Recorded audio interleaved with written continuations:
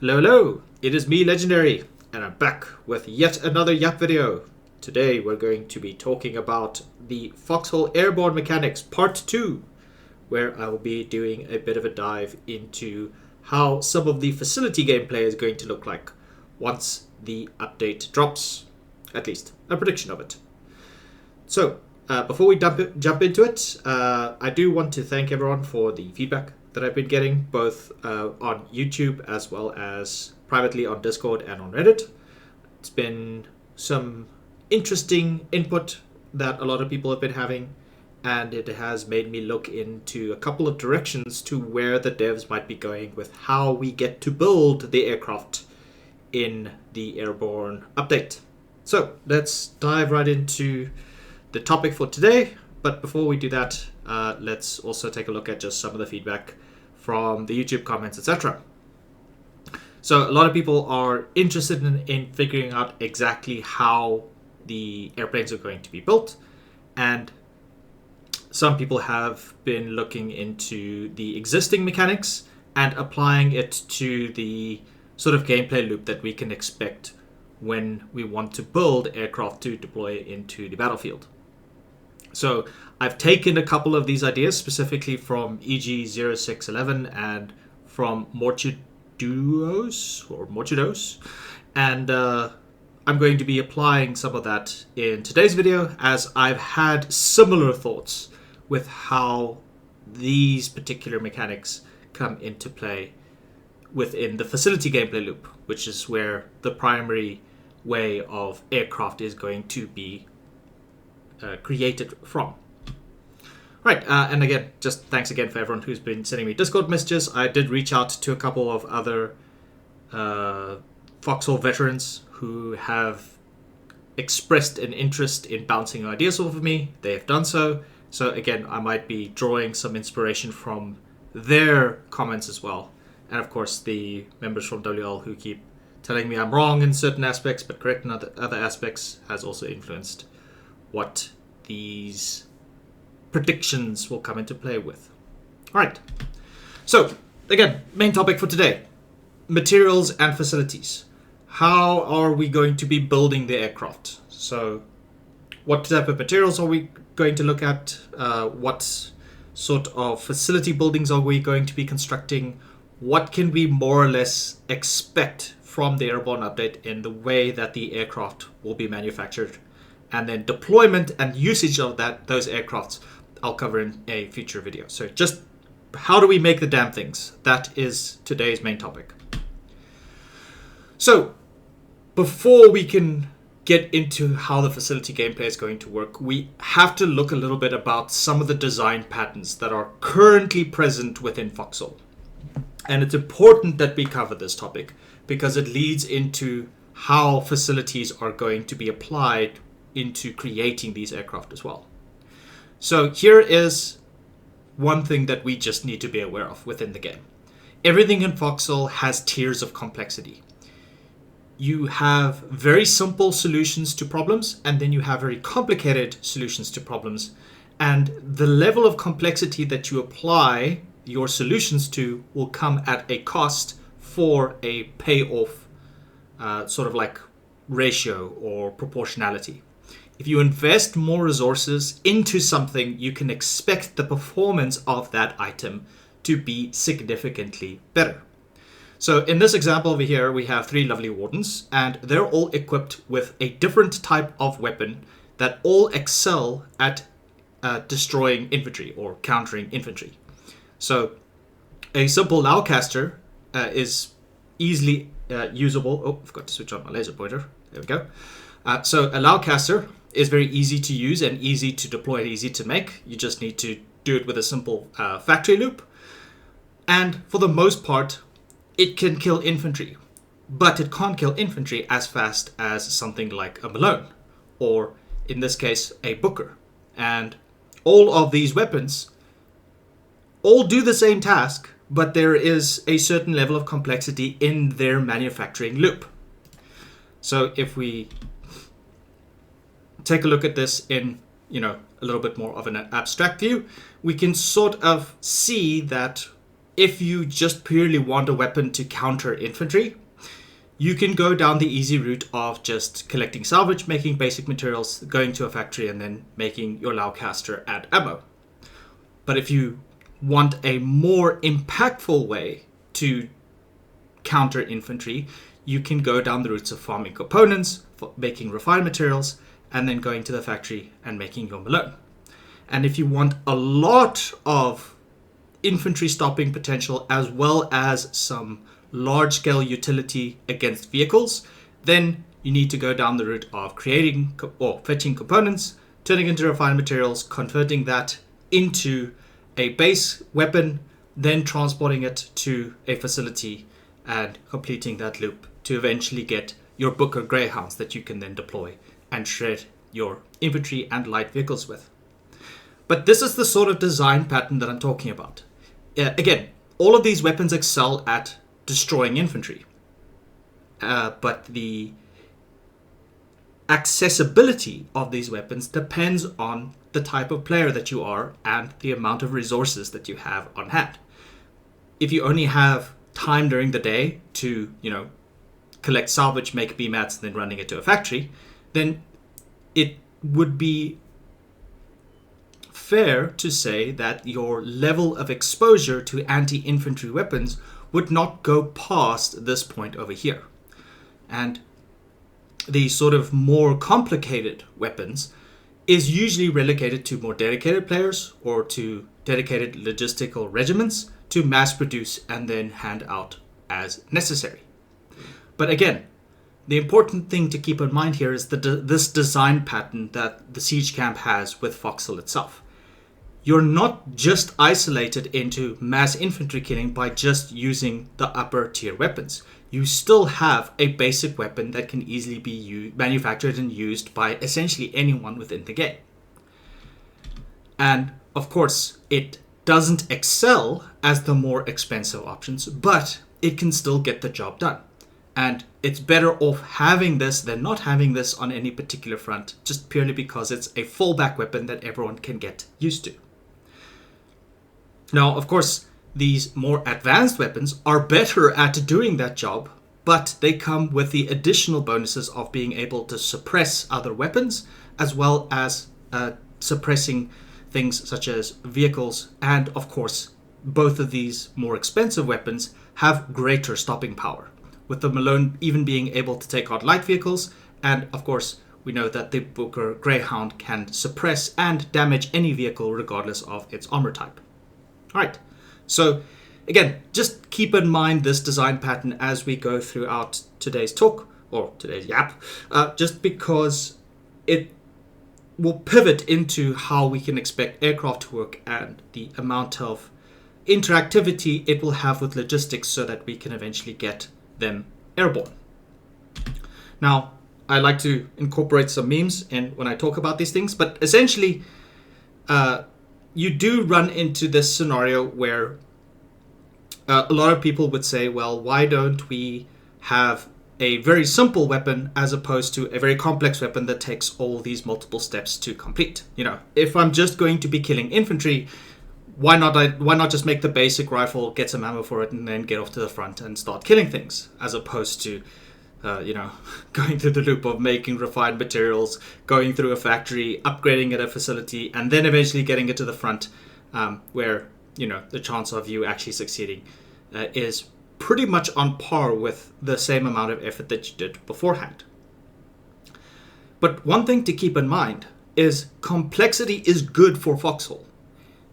Even though, yes, we only need to have like basic rifles to kill infantry, having the option of having things like Booker Greyhounds or Malones to augment the battlefield is what makes Foxhole so interesting. And there is another reason for this, which I'll get into in a minute. But again, the idea here is having options available is a key part to getting people involved in certain mechanics in the game. For example, I know a lot of frontline infantry players who will not go to a front unless they have Argentis available, just because that's their most favorite weapon. And I know a couple of patches ago, a lot of Wardens wouldn't go to the front unless there were Level 20 anti-tank rifles at that front, because they really just enjoyed playing with them. They really liked the ability to stopping tanks by causing them to get tracked or piercing their armor with that 20mm shot. A lot of players have preferences, and again, the devs are encouraging those preferences through the use of facility gameplay now. And the game is being a lot more ingrained in going down that route. All right, just to establish this point a little bit further in this design pattern phenomenon, I have a couple more examples that we can look at over here. So let's say, for example, you wanted to attack a tier 2 bunker base. Again, the game gives you some options in some of the tools that you can leverage, but it has similar complexity in getting there.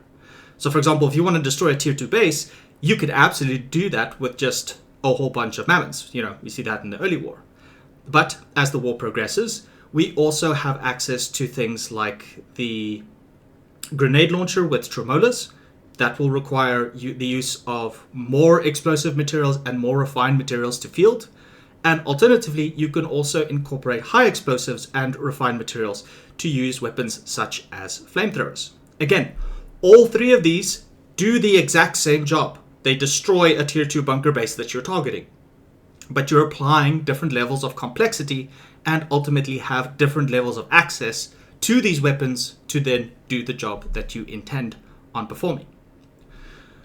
And again, just another example, it's not just weapons. You also have different tiers of playstyle that are available at different complexity levels as well.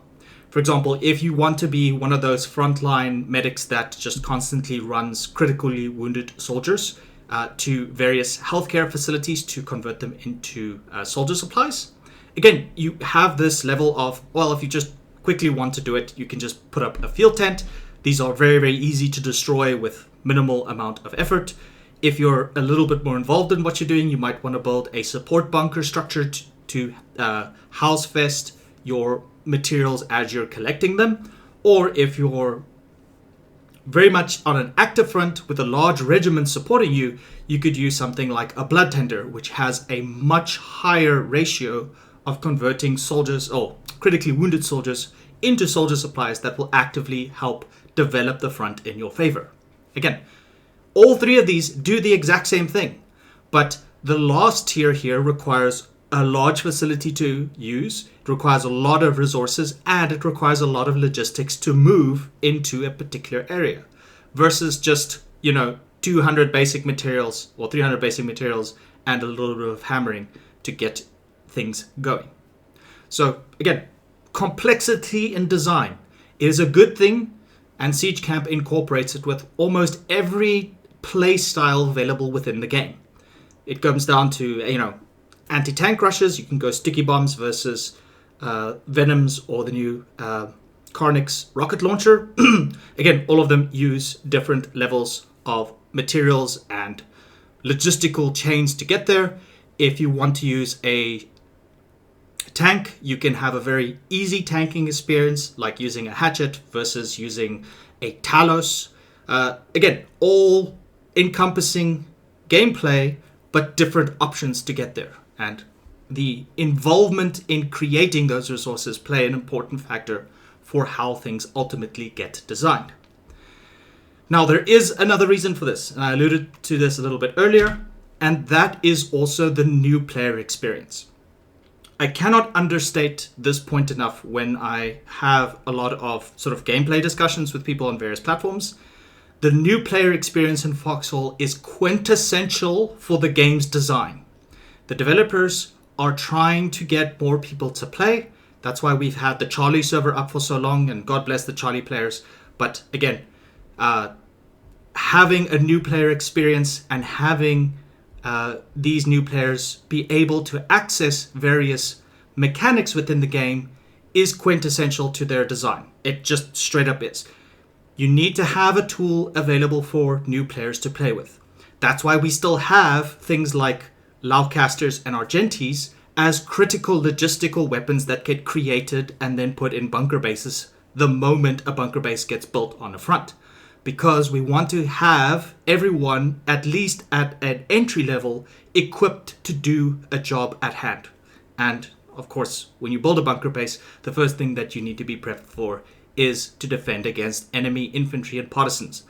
That's why we use Laucasters and Argentes as an example. But the new player experience in this instance means that anyone is able to fulfill that role. So if you need logistics to get to a frontline base, you're not just limited to, oh, well, I can't do this role because I don't have a facility to make Booker Greyhounds to put in the front line. Or I don't have enough resources to make Bane 45s with their appropriate weapons and then put them in a frontline bunker base. The devs don't want that new player experience to be gate-kept by the use of large-scale facilities and large-scale expensive logistics such as RMATs, component farming, etc. So, this is a pattern that is going to be followed within Airborne in some capacity, and that's the sort of main prediction that I'm going to be making for this YAP video. So, and again, if you're not on board with this notion of mine, please go and take a look at the dev update for update 56, which was the dev stream number 110. Literally, in the facility revamp slides, they are trying to make things more approachable for new and solo players. I think large regiments, which includes the regiment that I'm in, the Winter Legion Logistics, the WL, the game is already very well suited and tailored for us. The devs are trying to introduce new tools, new weapons, and new gameplay loops that appeases for these solo players to get involved with as well. A big example of this is in update 60, the devs moved the production line for the new melee weapons, which is the Ilios Dagger and the Raiding Club, to the town factory buildings, as opposed to needing to build a large facility with a large power grid to basically just produce the most basic form of melee weapons in the game. Again, that decision was made to make the use of these weapons more accessible to anyone. And we can see this by looking at the current state of War 1.2, which is still running on the update 59 patch. Go and take a look at how often and how abundant the basic Raiding Club and the basic Dagger is on the front lines. At least on the colonial side, I don't see the Dagger at all. No one is making it because it's too complex for the payoff that you get. So again, the devs are trying to avoid going down this path. They're trying to incorporate tools and weapons in a more accessible format for that new player and solo player experience. And this is specifically aimed at new player and solo player logistics experience, so that everyone has a chance to enjoy creating these weapons and ultimately get to see them in action on the front. So go and check out the dev preview here for update 56 if you're still unsure whether or not I'm within the ballpark. But I firmly believe that the devs are trying to make the game more accessible for everyone. They're not just focusing on the really large regiments that can easily pump resources into things. And this is a key factor that we need to pay attention to when we go into discussing about how Airborne is going to work. Right. So here's one of the big impactful ways that this is applied to. I've sort of hinted at this layer of complexity, but we can clearly see how the access is available due to its complexity purely based on the big naval update that dropped 2 years ago from now. So in the naval update, the devs made it very explicitly clear that large ships such as destroyer class and larger, or destroyer or the Naki submarine and larger, which includes the Callahan and the Titan, were specifically designed so that large regiments can field and make this tool available for everyone to use. You are not supposed to be able to make a destroyer or a Naki or a Black Steel or a Trident or larger weapon by yourself. And this goes against specifically what the devs said that they were trying to improve upon. But I think Naval was the first step where they kind of realized, hang on, we do need to keep in mind that there are solo players or the solo facility player gameplay loop that needs to be considered as well. And because of this, I do believe that gunboats remain a viable construction option at a shipyard with refined materials, because the single player still or the single/solo player still needs the ability to enjoy naval gameplay. So yes, we do have large-scale ship combat, and the use of large ships require a lot of coordination and a lot of collaboration to get there.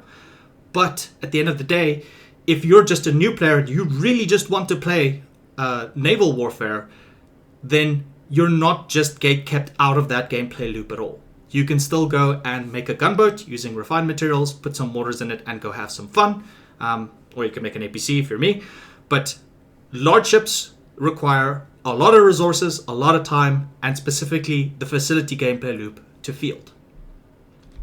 So, again, it all now comes down to the access, the tiers of access that we have, and that's based on the complexity it requires to field.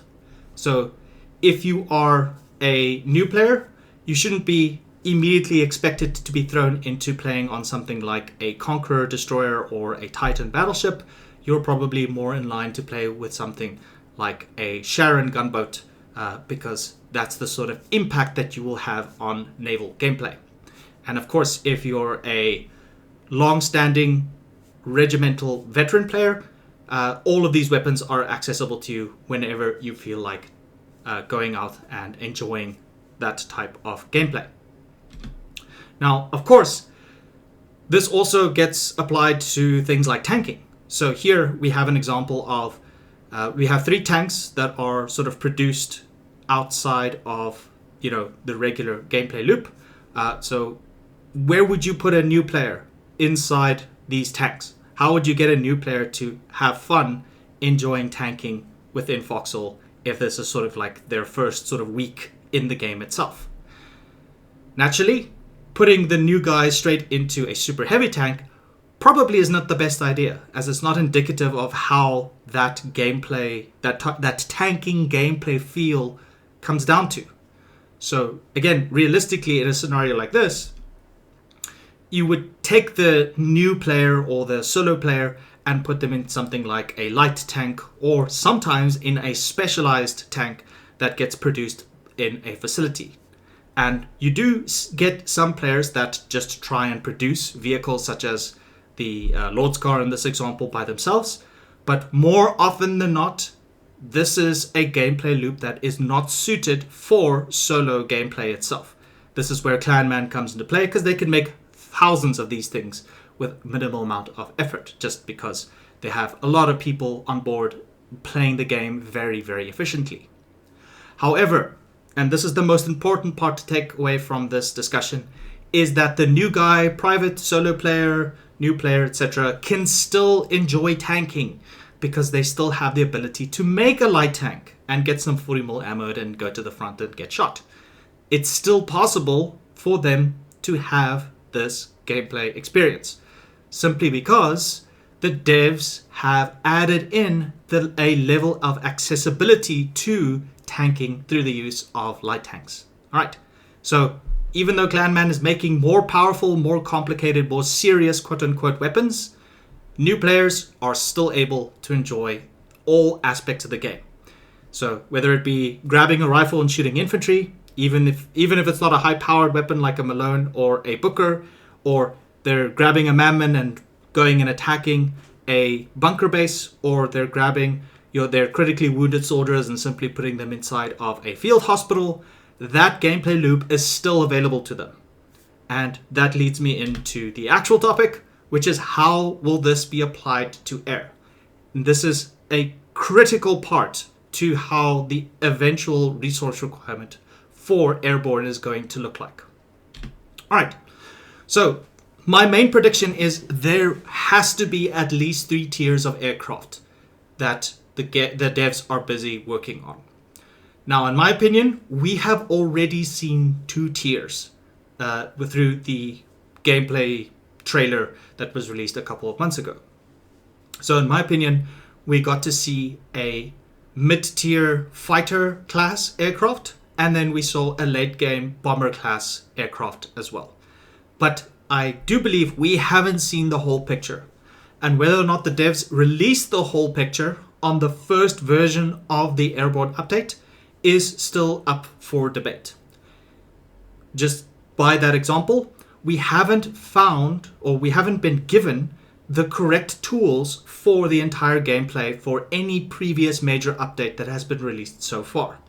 For example, when Inferno dropped, which added in fire weapons or incendiary weapons, we did not have the perfect solution to fire weapons at the initial release, which was the fire truck.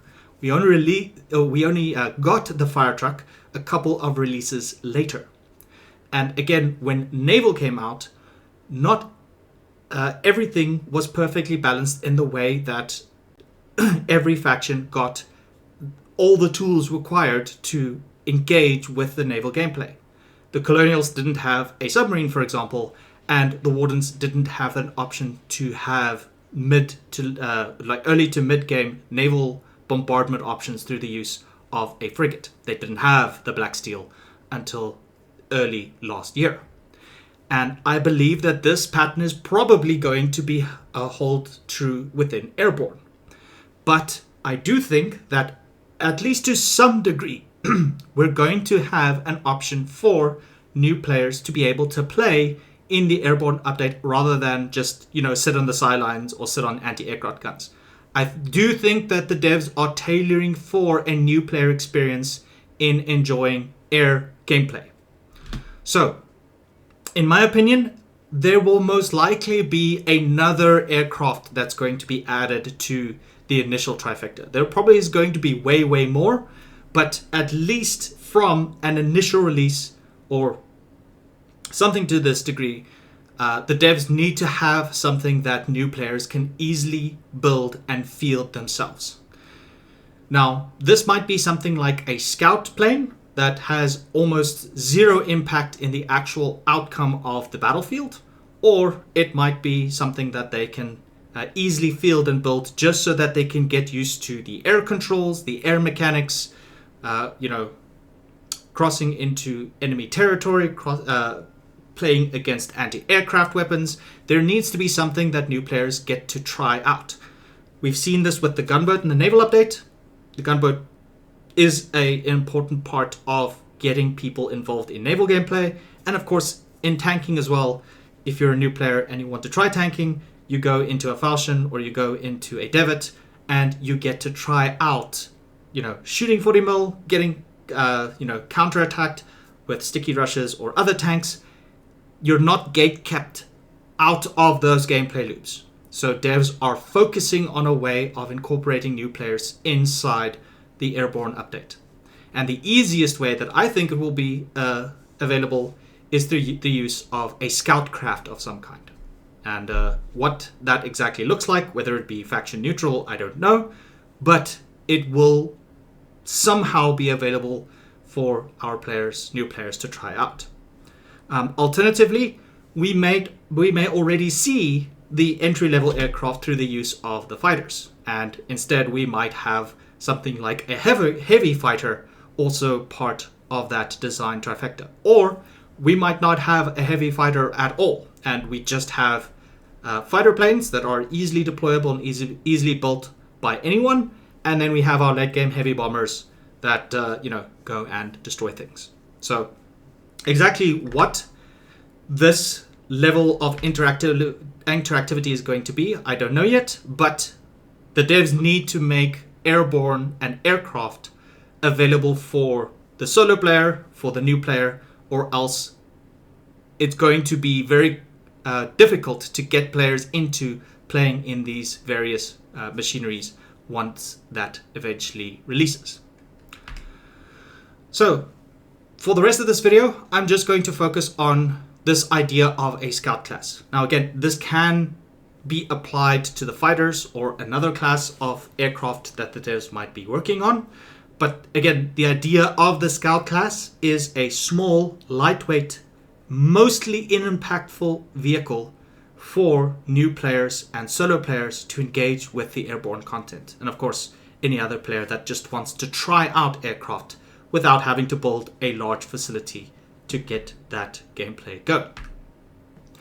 So the idea of the Scout plane, just to extend this idea a little bit further, would be how it gets applied to the rest of air combat and the sort of versus mechanics that a lot of Foxhole weapons participate in. So it is important to note that I do believe that the main anti-ground and anti-naval air weapon is going to be bombers. So the core focus of gameplay balance is going to be how and where and what can counter and play around the fact that bombers can just go and destroy anything that's built on the ground or at sea. So because of this, fighters are going to probably be the main way that bombers get countered. But fighters will also be the primary way that you can also counterplay scouts.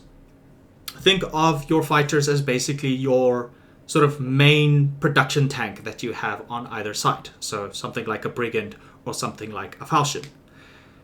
You can pit these vehicles against smaller variants of whatever gets released, such as scout tanks or your light scout tanks or your armored vehicles.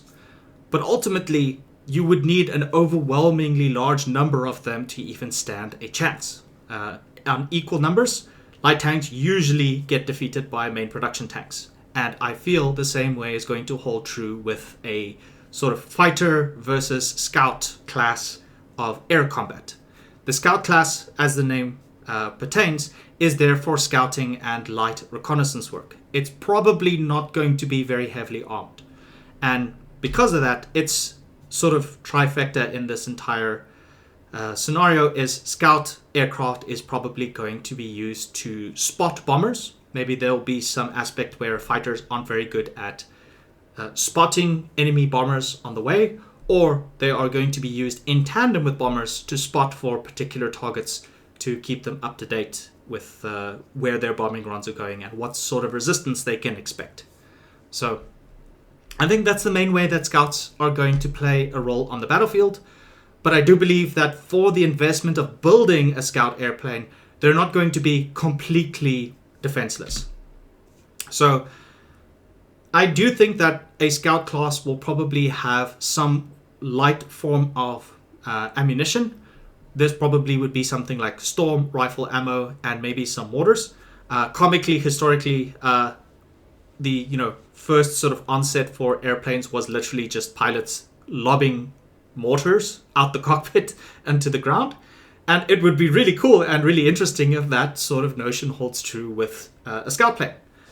Yes, that does mean that we now have another source of mortars to be careful of, but if we keep in mind that aircraft needs to constantly be moving to be impactful, or to actually survive the dangers of flight, I do think that having some low-level ability to just drop mortars on top of enemies would be a nice introductory sort of usage of an airplane or a scout as an aircraft for people to try out. Now, of course, this won't be anywhere close in terms of the danger that something like fighters or bombers will have. And I do think that fighters will be very well suited for anti-vehicle purposes. So 12.7 for suppression and either 30 mil or possibly something like 68. Probably like high velocity 40 or something like that. Something along those lines. And they're going to be really good at destroying scouts and obviously being able to hunt down bombers. And then ultimately, the bomber won't have any real defenses except for maybe a tail gun to shoot down an aircraft that gets a little bit too close or a little bit too cocky. But the main goal of bombers in this case is to bomb the living hell out of whatever is on the ground.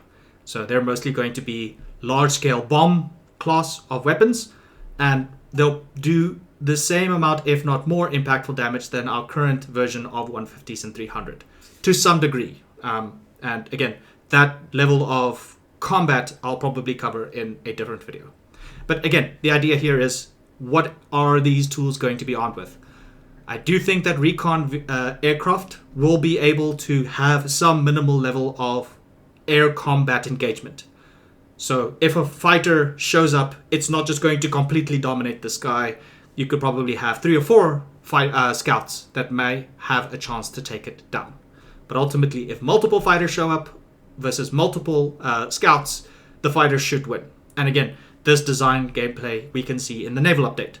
If a frigate shows up, you can defeat the frigate with an overwhelmingly large number of gunboats, but chances are it will probably still survive. But if multiple frigates show up, there's no way you're going to defeat multiple frigates with multiple gunboats. You need a suitable force multiplier to result in a desirable outcome for a particular battle in mind. Me personally, if I knew there was like 2 or 3 fighter aircraft that's patrolling a particular hex, I sure as hell wouldn't bring a scout plane to come and counter them. I would probably deploy an anti-air based ground weapon. And again, that's something I'll discuss in a different video as well. Okay, but how can we make aircraft? So we've established that there needs to be a way for new players to enjoy the air update. How will this affect the facility gameplay? And do be warned, I have a very spicy take near the end of this section.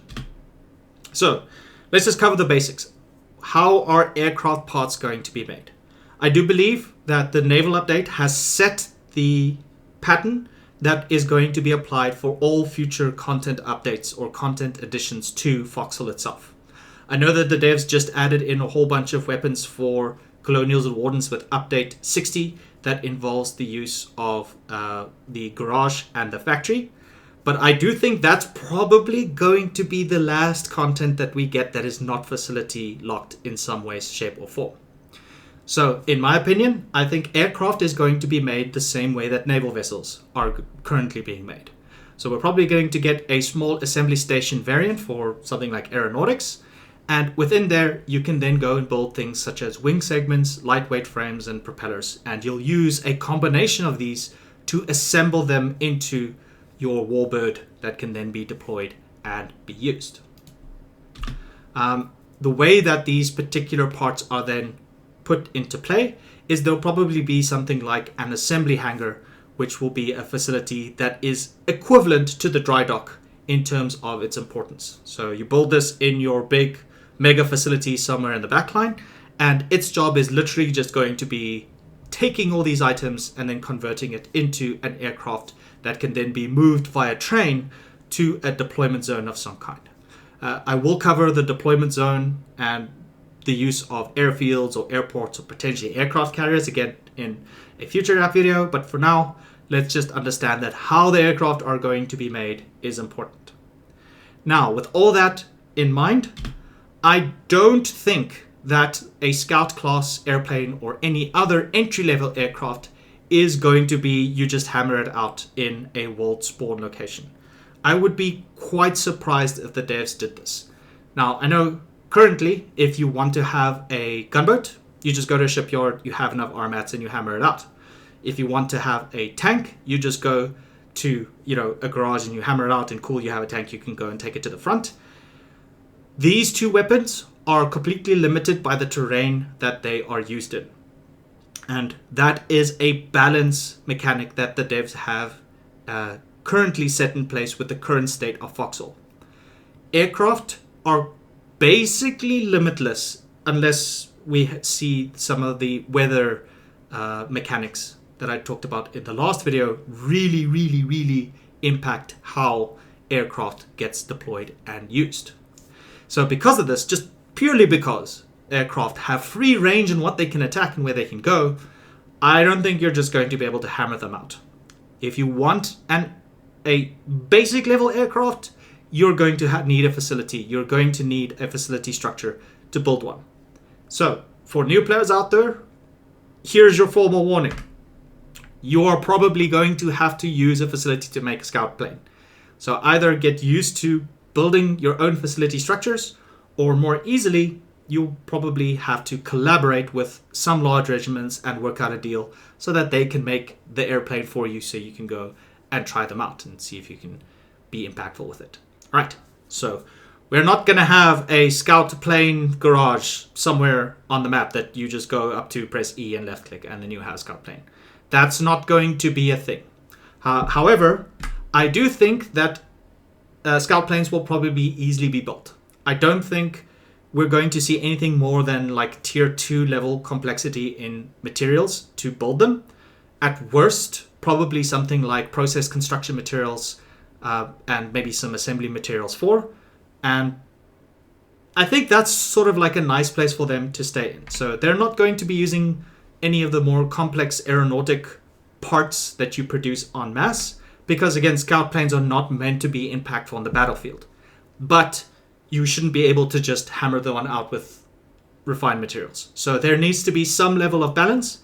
And because devs have been so laser focused on making facility gameplay more accessible for newer players, with the introduction of the 5x economy and personal versus public facility queues, I don't think it's unfair to expect these players that if you want to try the airplane, you would need to use something that is still facility locked to a degree.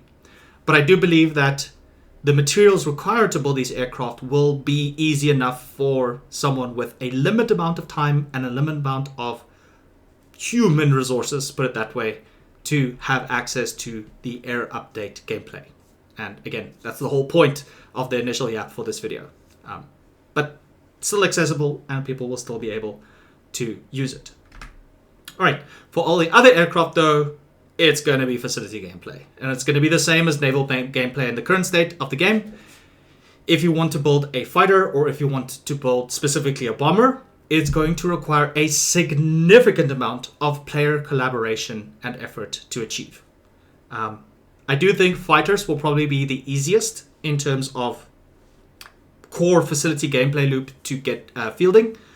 Bombers is going to be probably on the same class as super heavy tanks and Titan class battleships or Callahan class battleships. You're going to have to build a lot of aeronautical equipment to get it up and field it accordingly. Now, one thing to keep in mind is this keyword collaborative. Collaborative player effort. In my opinion, and we're getting into the next prediction here, we have been given a taste of what collaborative logistics is within Foxhole. Yes, we do have very, very large regiments that hyper specialize in making a lot of the sort of newer equipment that the devs have introduced, specifically the large naval vessels, as well as the revamped or the reworked rocket launch pad, or just the nuke colloquially used in game. And building these weapons, we've again had an inkling for what collaborative gameplay is like. And that is purely because of the price of rare metal or rare alloys, what they ultimately get turned into. If you want your battleships, or if you want your nuclear missiles on the battlefield, you need a lot of collaborative scrooping to get these rare drops available, and then donate it or trade for it, whatever the player economy that you're in, to get it to a logistical regiment that could field and build these weapons for everyone's benefit. So we've had a taste of collaborative logistics. I think Airborne is going to be a lot more harsh, and that is my hot take. I do think that if you want to field large, heavy bombers and be impactful in the battlefield with your air operations, you're going to have to work with other people. And this is not just saying that, only extremely large regiments will have access to this gameplay loop. I think the devs are going to throw a curveball at us. I think they're going to make it harder for people to get used to. Right. So what is this going to look like? Yep. I think devs are going to double down on the working together part. You're not just going to make a bomber as a regiment, even in a large regiment or large logistics regiment. I just don't see it happening. I truly, truly believe that the devs are going to make us work for it.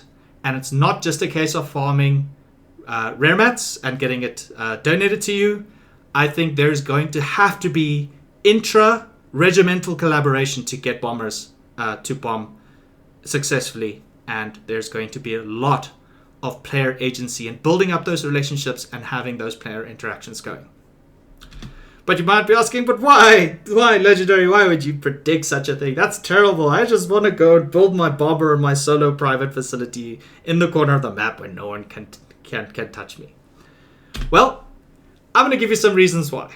One, the devs love large-scale collaboration. Let's be real here. Let's cut to the chase. The whole reason why devs want us to make cool shit like the Callahan class battleship, or the Predator class super heavy tank, or, you know, the SPGs or the Hasta tanks, or, you know, all the large sort of stuff that gets deployed and used in the battlefield, is because they love to see it. Devman loves to watch us play. That's just the truth of Foxhole. They sit there quietly looking at the numbers go up. They sit there invisibly hovering over logistics towns, and they watch all us run around like bustling little bees. They like to see large-scale collaboration. They like to see, you know, one regiment's train pull into a town, another regiment filling that train up for them, and then they go and hand that over to another regiment that takes it to the front line or goes to build it into a ship. They love that stuff. So I think they're going to double down on it. They're just going to enforce the fact that if you want a large bomber, if you want a coalition to have some bombers, then there is going to have to be some collaborative gameplay. Not just give me all the rare mats that you have. I don't think that's enough collaboration. There's going to have to be more. And specifically with things like airdrops or paratroopers, I think they're also going to double down on that. There will be regiments that make paratrooper planes. There will be regiments where they go and fly those planes, and then there will be paratrooper regiments that literally just get on the planes and get deployed into regions and go fight. And the same holds true for all the other classes of aircraft except maybe scouts, as we discussed a little bit earlier. Scouts is the sort of entry-level one. But all the other ones require collaboration. All right, the devs love to see it. We can't hide from the fact they love to see multiple regiments with multiple name tags all fighting together to push out the enemy and win the day. That's just true. Not even in question. Right. And additionally, and this is just from a balance perspective, like I said, the threat range for bombers is everywhere. There will be some limitations with weather. There will be some limitations with aviation fuel. There will be some limitations on where air bases will be and what the strategic importance of those air bases will be. But it's still going to be a player-driven system to extend the range and the threat that bombers will have. Whereas something like a battleship is completely limited on the actual range of the weapons and their proximity to water. So yes, battleships are menacing, very powerful, and require a lot of resources to build up, but they are only a threat to naval hexes, wholly because the islands are quite small, and a certain distance inland to provide fire support for landing vessels to go and push into enemy territory. At the end of the day, unless the devs do something really funny with victory points, you're never going to purely win with just naval gameplay. Of course, it is very important, and we've seen some of the factions, or mostly the wardens, swing a lot of the wars in their favor by capturing island hexes and some of the colonial backline hexes, naval hexes, with their battleships or with their battleship support. But at the end of the day, you still had boots on the ground. You still had people deploying chieftains. You still had people deploying satchels and running in and taking those bases and capturing victory points and then pushing the enemy out. With bombers, you will not have this problem. If there is a large, menacing base that is in your way, you can either just fly around it, or you just bomb it to death with excessive numbers. So because of this, bombers need to be expensive. I can't understate this point more. They need to have some level of limitation in their deployment. Yes, we're going to see a lot of bombers, but that is only if there is going to be some level of collaboration between the people making it. Now, again, we've had a taste with it, with the large ships, with the rare mechanic being introduced. But I predict in the Airborne update, we're going to see more rare materials. But these are going to be facility locked. So if you want to build your bombers and potentially even your fighters, I'm still on the fence whether or not there's going to be an excessive amount of those. The devs are going to introduce a new type of rare material that will be required to produce these large-scale offensive aircraft. And my prediction is we're going to get something like a rare oil, and we're going to see something like a rare coal type material that gets produced at a facility. The way that these items are going to be produced is not going to affect the current gameplay for facility itself. Instead, it's going to work exactly the same way that rare metals were introduced with the naval update. So the way you get rare metals is you harvest scroop, or you go and get some salvage at your salvage field, and then there's a random chance that that salvage field will drop rare metals that you can then collect and donate to a regiment to go and to produce into rare alloys, etc. But there was no significant gameplay changes in that particular gameplay loop itself. The devs didn't add a rare metal field or a rare metal mine.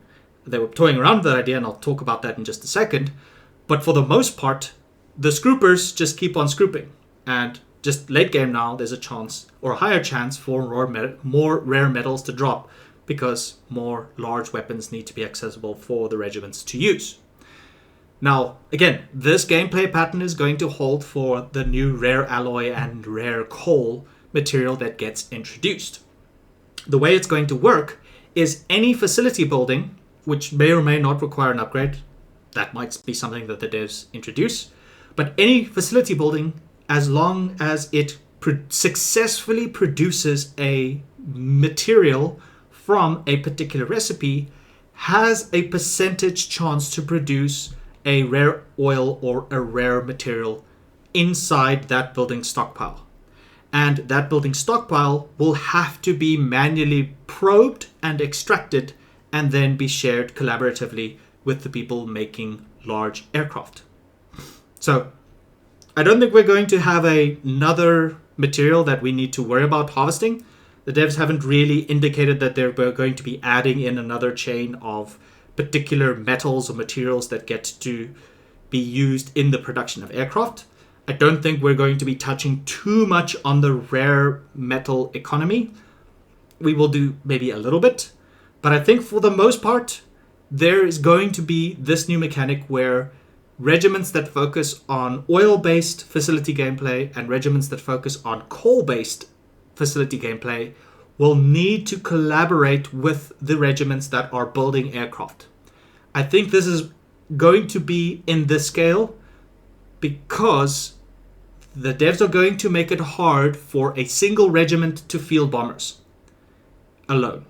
So if you are in a regiment and you are producing things like super heavy tanks and large ships without the help of other regiments, I encourage you to immediately start thinking about collaborating more, because the devs are going to introduce something like this that makes bombers hard to make. So collaboration is important. Now, for those of you who might be thinking, well, Legendary, they're never going to do something like this. They're never going to make a recipe that randomly drops something inside of a facility recipe.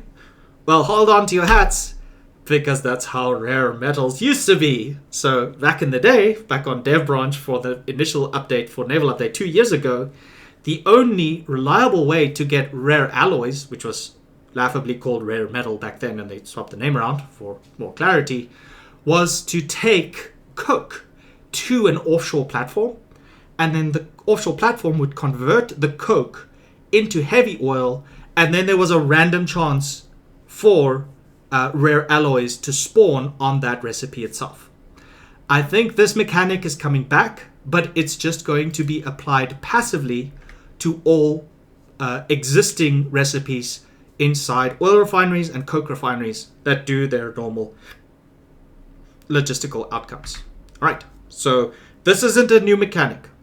The devs did introduce this with the initial onset for Naval, but they got a lot of player feedback saying this requires too much collaboration, or I think realistically, a lot of players felt like, well, the large regiments are just going to camp the offshore oil platforms, and no one else will have access to rare metals. So because of this, they turned it into the quote-unquote gacha game that we have now, where a salvage field will randomly spawn with them.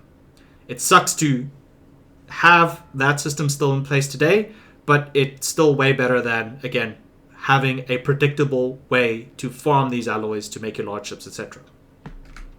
Okay, so we're going to have rare mats, and it's just going to be retroactively applied to all existing refinery structures in facility gameplay. Now, the way this ultimately ends up in how aircraft, specifically fighters and bombers, are going to be made, we're going to see things like highly specialized facilities that is going to be refining these rare materials with tier 2 items to get the sort of quote-unquote basic air parts to produce fighters. So you're going to have to collaborate with an oil facility and a coal facility to produce the appropriate materials to make something like a fighter class. And for bomber class, you're going to need a lot of these basic rare materials, these new oil and coal rare materials, and potentially also dip into the rare metal economy as well. I don't expect this to be as large as large ships. It will probably only be on the level of something like super heavy tanks, because I think the core mechanic with bombers is still going to be a lot of collaboration as opposed to just a lot of grinding. I think grinding is slowly going to be phased out, and we're just looking at, hey, can you collaborate with me? Can you give me your rare oils and I will give you, a fighter in return or something like that. So some degree of collaboration and some equal amount of exchange for resources carried to the various facilities themselves. All right. So at the end of the day, if you want to field fighters, you're going to need at least 3 facilities. Your facility that produces the fighter, a oil facility, and a coal facility. And again, this is currently what large regiments get to play with. So currently, if you're a large regiment and you want to make a large super heavy weapon, these are the type of resources that you need. Now, that's just for fighters. For bombers, you're also going to need rare metals and extensively large amounts of, again, oil and coal-based facility gameplay themselves. In fact, I'm going to double down on this and I'm going to say, if you're going to want to build bombers, it's going to be way more. I think there is going to be a distinct difference between fighter and bomber classes in the fact that if you want to field a bomber class, you're going to need large amounts of collaboration. Inter-coalition levels of collaboration. I don't think 82DK is just going to make a bomber themselves. I don't think WL is just going to make a bomber themselves. It's going to require us to work amongst our peers in our respective armies.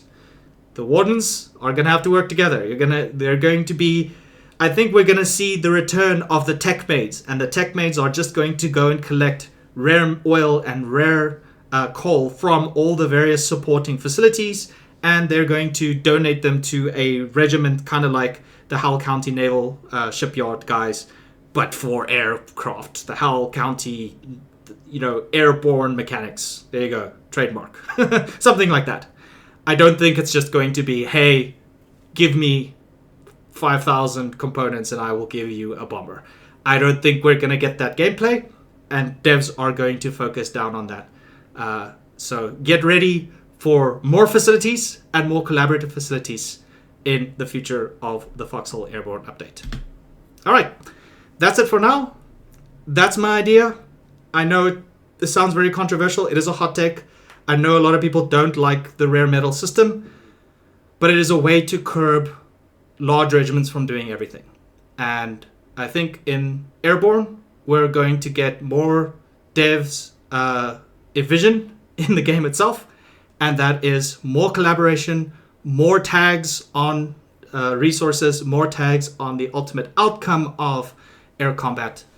So that's my main prediction for this video. So get used to working together, as that's what the future of Airborne is going to be.